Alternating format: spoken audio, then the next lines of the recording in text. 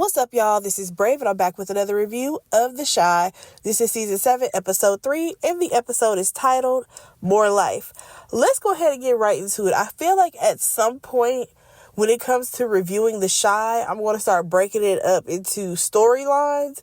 But for now, I'll just stick to how the episode flowed. So, first of all, we skipped up 6 fucking months. 6 months! And I just feel like, what was the reason? We could have went by maybe 2 months, but I feel like there were some storylines that we should have seen develop within 6 months, okay? So, first things first, we start off by seeing some mystery man get off of a bus. He then took a train, took a plane, took all the things so that he could get to Chicago, right? Baby, just from the walk alone, I already knew who it was. Is that Jake and Victor's brother? Absolutely, y'all. Reg is back, okay? Now, we do not see the reveal just yet. So, moving on from there, we get to see the double baby shower, which, of course, is Tiff and Keisha. Now, I will say everybody looks nice, you know? And Nook, he ends up bringing some baby rocker. I think it's called like a snoo. And he was all excited about giving this gift, you know what I mean? And we can clearly see that him and Emmett are on good terms, right? Because Emmett thanks him for the gift. And we also see Tiff walk up. She's walking up with Alicia. And Tiff is like, oh, thanks for the gift. But here goes Alicia. We already got one of these, so maybe we can exchange yours for something else. I said, ma'am. Just take the gift receipt and do that on your own time.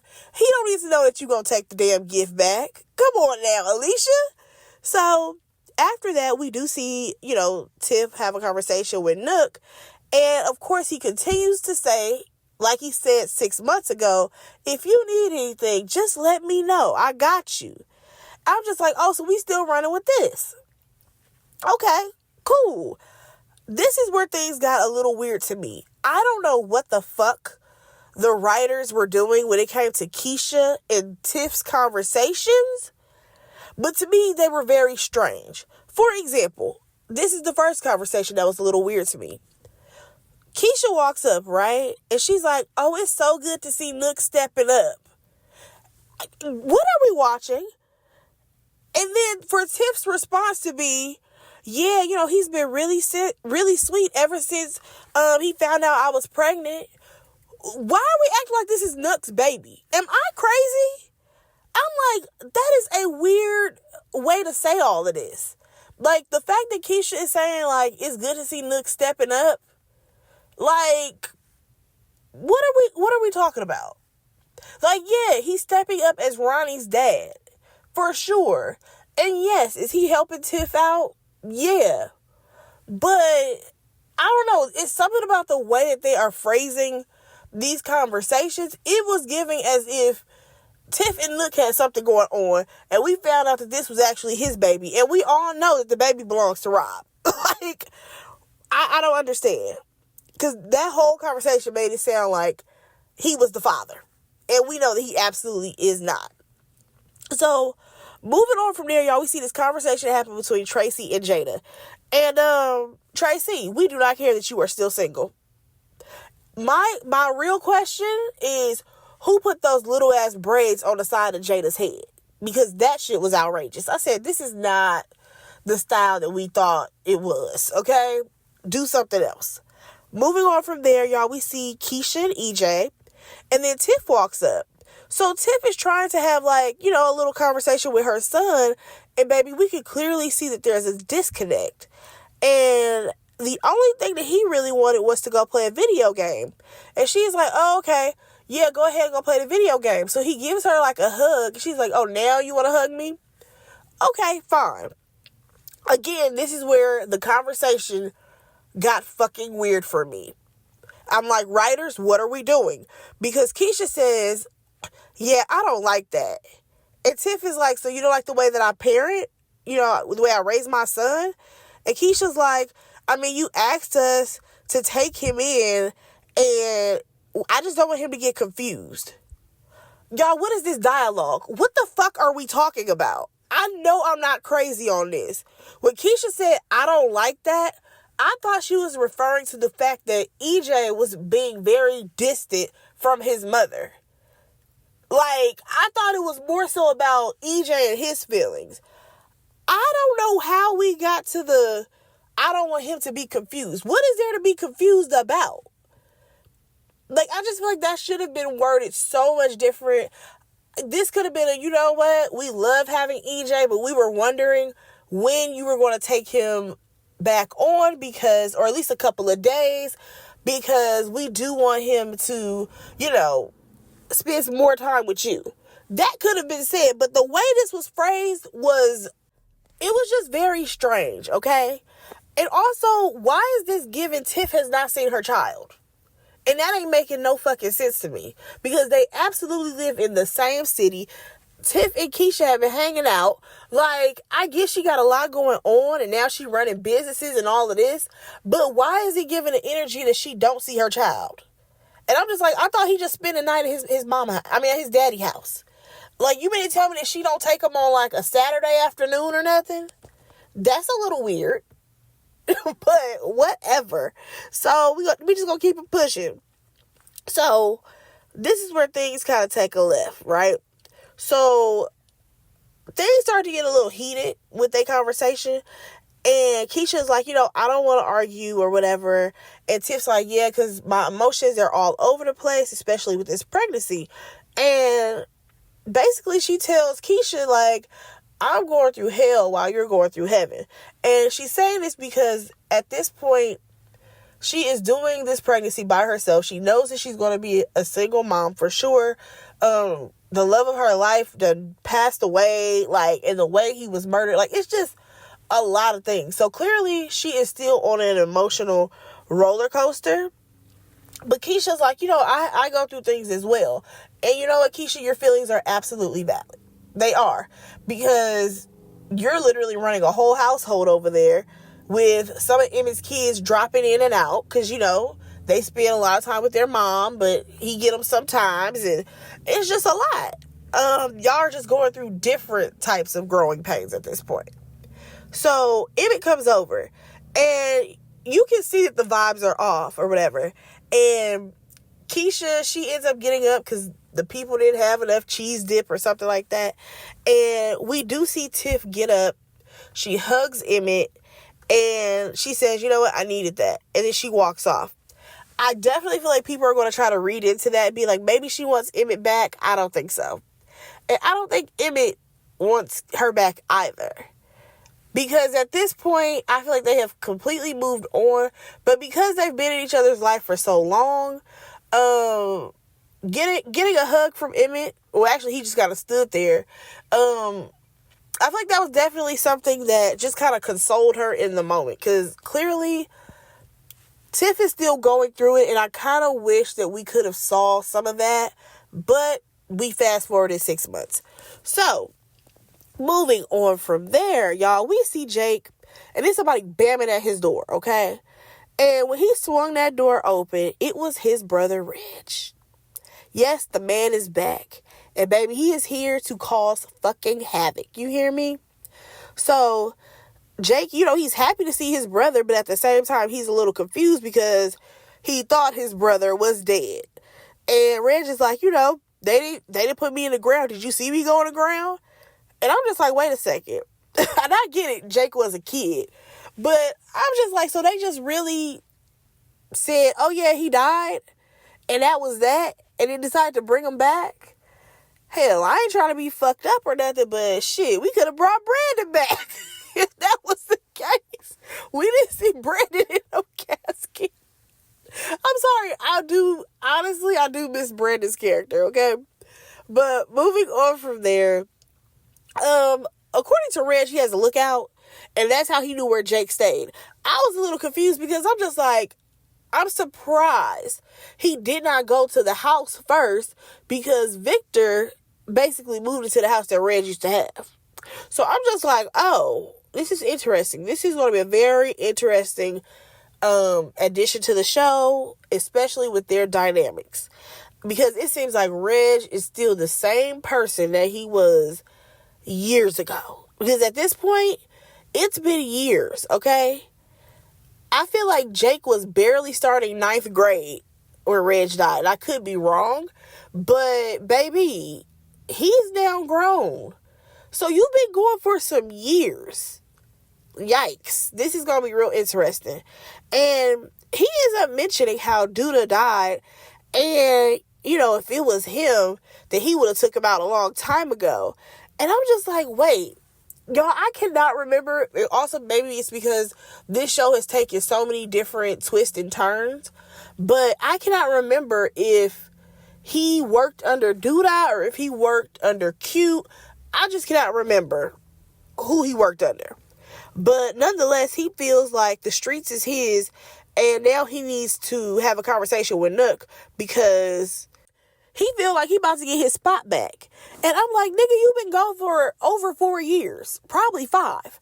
Why do you think that you're going to get your fucking spot back? Are you crazy? Also, I'm trying to figure out how they don't know each other. Like, it just seems like him and Nook should have crossed paths at some point. Nonetheless, y'all, next thing you know, we see Victor.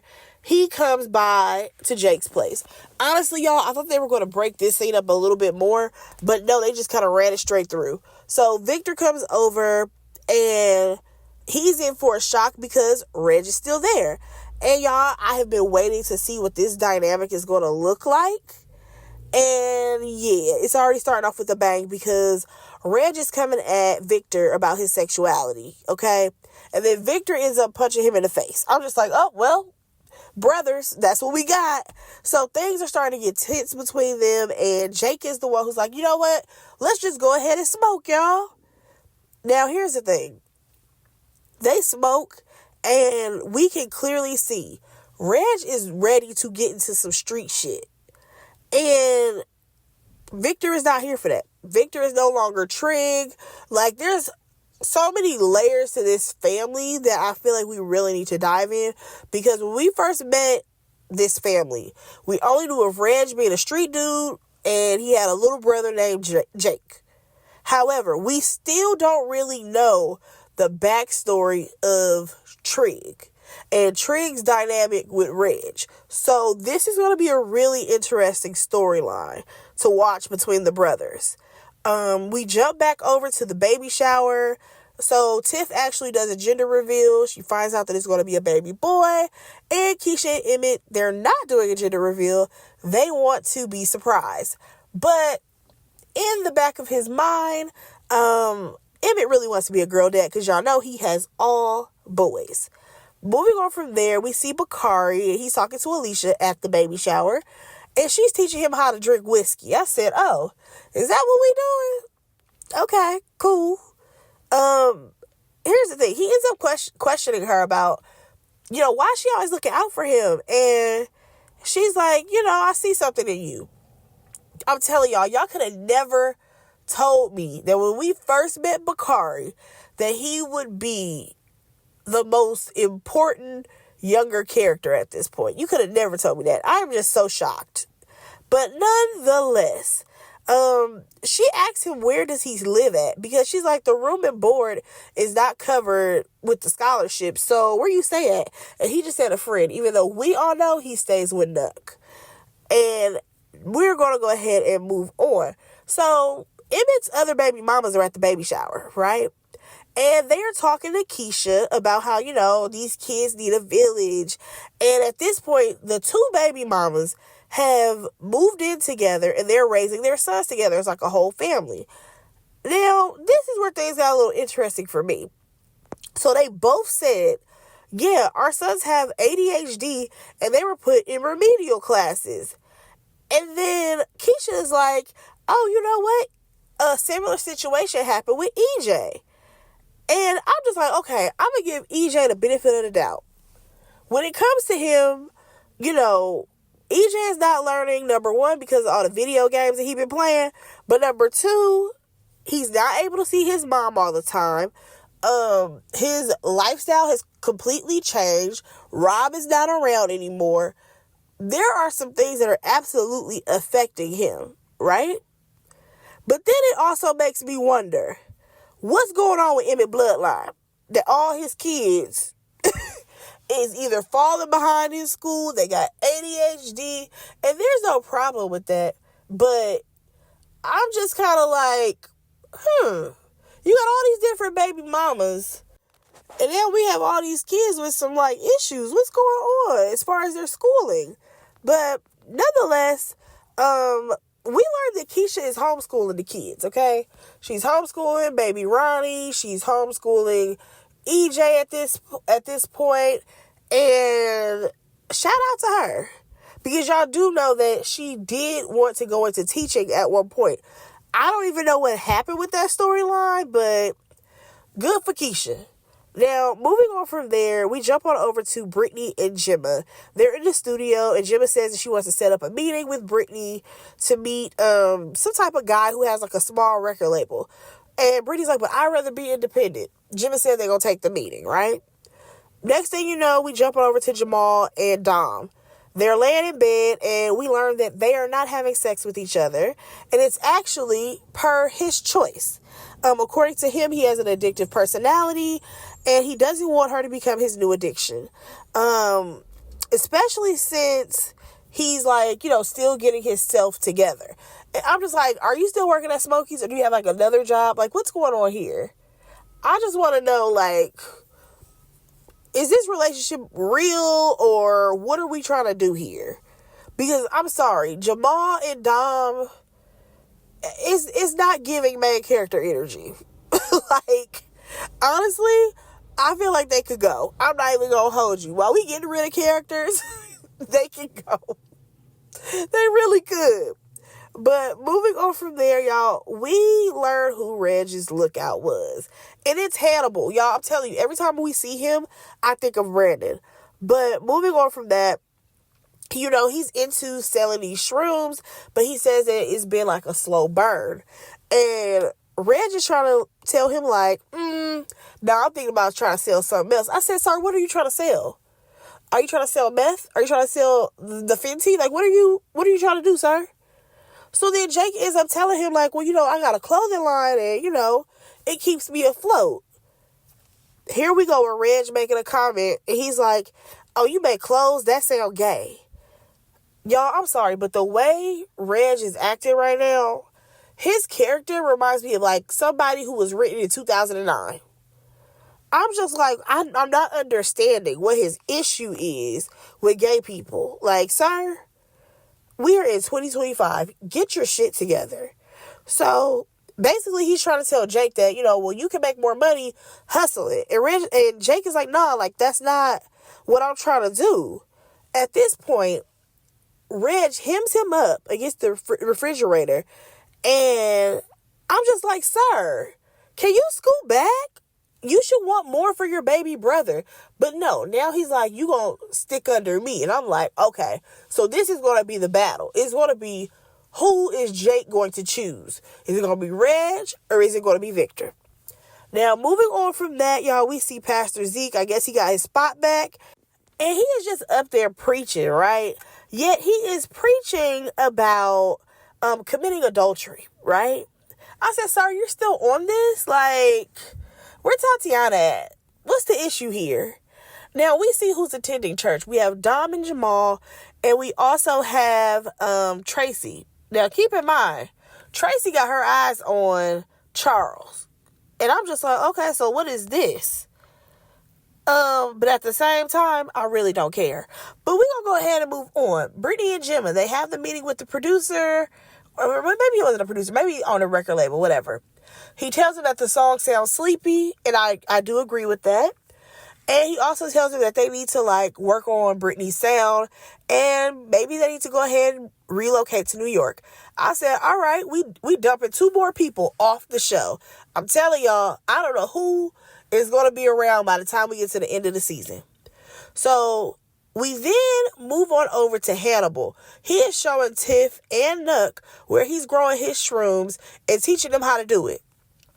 Again, why the fuck are we acting like Nook and Tiff are a couple? And also, with her doing all, like, the weed stuff, who is tending to the weeds? Because she's literally pregnant. Like, I'm just like, what the fuck are we doing? Y'all, I don't know much about weed because I'm not a smoker. or I don't do edibles. I don't do any of that. But I'm just trying to figure out in what capacity did this pregnant woman need to be around all the drugs? Like, what are we doing? So they end up making a deal with Hannibal that they're going to sell his shrooms at the lounge. Again, what are the laws and regulations in Chicago that y'all can just sell any old thing? What's happening? Moving on, we jump back to the church. Of course, we see Tracy and Charles, and she all skinning and grinning in his face. He decides to pray for her. I'm like, okay. So clearly, this may be an option for her. Y'all, we jump over to Keisha and Maisha. They have this conversation. I mean, honestly, I thought that Maisha had already left. But no, she saved some money up, so that way, when she go to LA, she got a little, change in her pocket. So she talks about how, Kevin, he's so excited for her to come to LA. And y'all, when I saw Keisha and Maisha sitting together, I'm like, we could have poured so much into this relationship of Keisha and Maisha. Because yes, Maisha does date Kevin, but at the same time, she could have been the little sister that Keisha never had, and Keisha could have been the big sister that she never had. Because y'all remember when we met Maisha, she was taking care of her whole damn family. Remember that? Like, I just feel like we could have done so much more. But as we saw these two have this conversation, it was definitely giving a goodbye to a character. And like the way Keisha did it, saying like, oh, you're a star and you inspire me. You're so beautiful. Like, I loved it. I will say this is probably one of the best send-offs that this show has given so far. Maisha, we're going to miss you on the show. Some of the rest of y'all, we don't really care. But moving on from there, we see Tiff and Alicia. And Alicia is questioning, what are you going to name your baby? And she suggested that the baby be a junior. So Tiff is like, I want this baby to have his own legacy. I already have a son that's a junior. And Alicia's like, well, I'm his legacy. And Tiff is like, okay, that's cute, but I'm his mom. So then Alicia's like, well, you're living in my house. I said, oh, God. At some point, Tiff, you have got to get the fuck up out that house. Like, I hope you still kept the place that you and Rob had or something, because Alicia is going to be too much at some point. So Alicia, she's like, I just think you should make the baby a junior because my son died too early to like really make his own legacy. I'm like, yeah, that's cute, but I'm sorry, I think that naming kids a junior, that's hella lazy. That's just my own personal theory. Now, we jump back over to these church folks. Pastor Zeke is about to get it popping with the white girl at the church. I'm just like, so you are taking in the same temptation that you just preached about? Okay, cool. Charles walks in and he sees him and basically is calling out the pastor for sleeping out with this girl. Or should I say with this white girl? Because he kept reiterating that.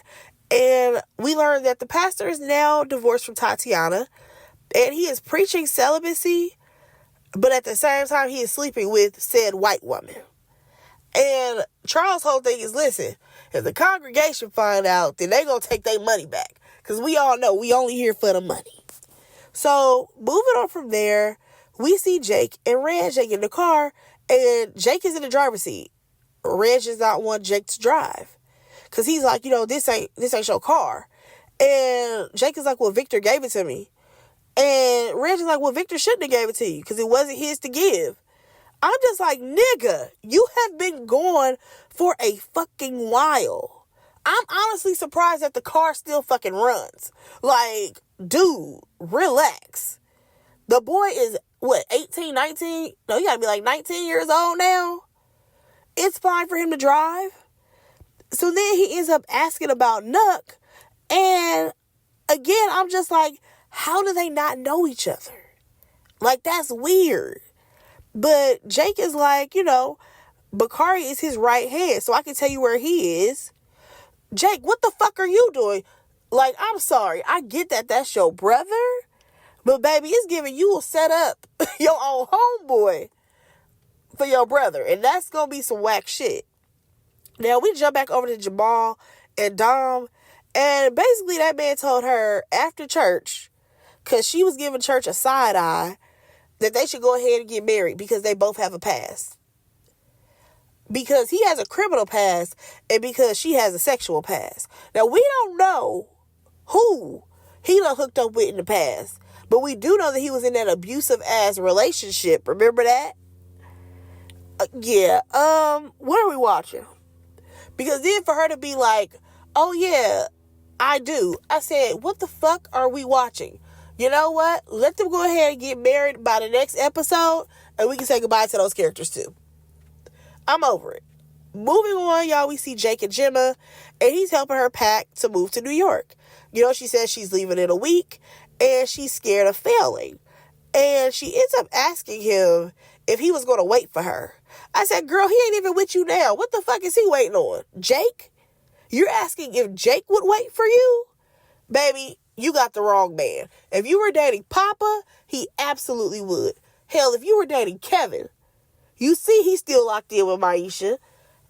You lost your rabbit ass mind thinking that this guy was going to lock in with you. That's crazy. So he tells her, you know, he loves her, but he ain't waiting. And she does admit that she don't love him anymore. Not in that way. And honestly, in this scene, y'all, it really made me look at Gemma and be like, yo, I really hate the fact that Gemma got with Jake. I know this sounds really messed up, but I hate the fact that she got with him because Gemma had a lot that she could have been like doing. And I get the music thing, she wants to do that, but I just am like, that girl, the little girl, not little girl, but the teenager that we met with the little fro is so different. Like, that girl wanted to go to an HBCU. She wanted to do all the things, highly educated. And it's just like, by the time she got with Jake and stuck around with him, like, she was a completely different person. Like, I feel like Kevin accepted her for who she was, the smart aleck girl that she was, you know what I mean? Who challenged what he was saying. But when it came to her and Jake, I'm just kind of like, I just wish, I wish he went in a different route. I really do. Moving on from there, y'all, we get this random men's group scene that was kind of pointless. All we learned is that, you know, Marcus, he tells them about Gemma leaving, and yeah, who cares? Moving on, we see Jada and Tracy, and they are at Smokey's. Y'all, Jackie Long is back. I said, well, where you been, nigga? Are you still making Damien's life hell? So he tells them they're about to close. And some kind of way, this turned into a conversation about why Keith and Tracy are single. Baby, Tracy know how to date a fucking bum, don't she? Because this right here is giving Ronnie 2.0. Like, I'm sorry. Keith is giving Ronnie 2.0. So we see Tracy literally is talking to this man all the way until Smokey's closes. And he's like, you know, can I get your phone number? But y'all, why the fuck they end up sleeping with each other? I said, baby, Tracy, you have not learned shit over the years, okay? You still doing the same tricks that you was doing a long time ago. You know what, Tracy? You can be on the list of people that's leaving. Really, you can. Now, moving on, y'all, we see Tiff and Victor there at the lounge. And she looks at the time. She's like, oh my gosh, I gotta go. I gotta go to my Lamaze class. And he decides to go with her. And again, why are we doing this?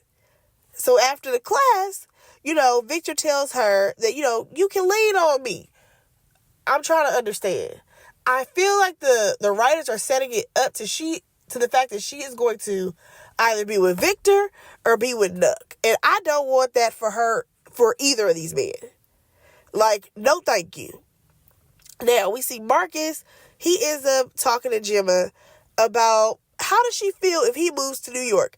Baby, getting rid of these characters, okay? Left and right. Now, we do see that the kids are having, you know, I don't want to call them kids, but the youngins on the show, they're having a good old time. It looks like it's like a going away type party for Brittany, Gemma, and Maisha. Now, we jump on over to Emmett and Tiff. They're having a conversation, and basically he tells her, you can always count on me. I know that you're stressed out.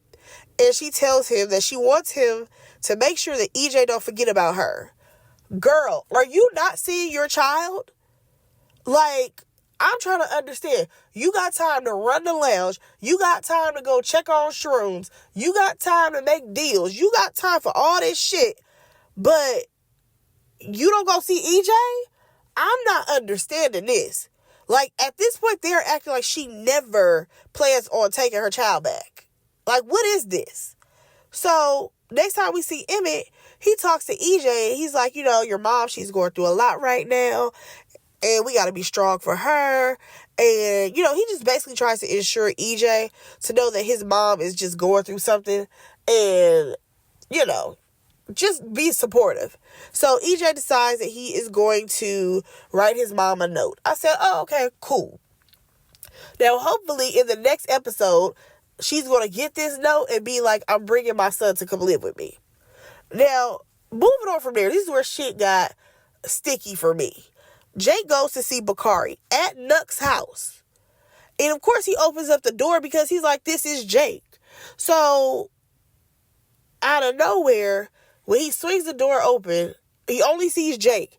And then Reg starts talking, and then he walks into the frame, right? So, Bakari trying to close the door. Reg opens the door, he was going to walk in.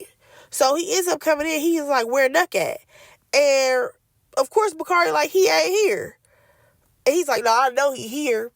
So, Nuck ends up coming out the back, right? And even he thought that Reg was dead. And he's like, oh, so are you coming here because you need a job or something? And Reg is like, nah, I want my spot. And he's willing to go to war over it. I'm just like, nigga, who is even on your squad? Your baby brother? Like, the same niggas that you was running with ain't even around no more. What are you talking about? Baby, when Nuck told him, just know that if I kill you, I'm going to bury the body myself. I said, well, damn. Things just got interesting. Y'all, Reg is about to be hell on wheels like he was before. And I'm low-key here for it because I want to see some mess go down. But y'all, let me know what y'all thought about this episode. Do y'all like the fact that we got a time jump? Because I definitely did not. Because I feel like, again, certain storylines, especially the one with Tiff, Keisha, and Emmett, I feel like we needed to know what is she actually doing with Lil EJ? Because this is kind of strange. But y'all, let me know what y'all thought about this episode. Go ahead and like, comment, and subscribe to my channel. And I will talk to y'all in my next review. Bye, guys.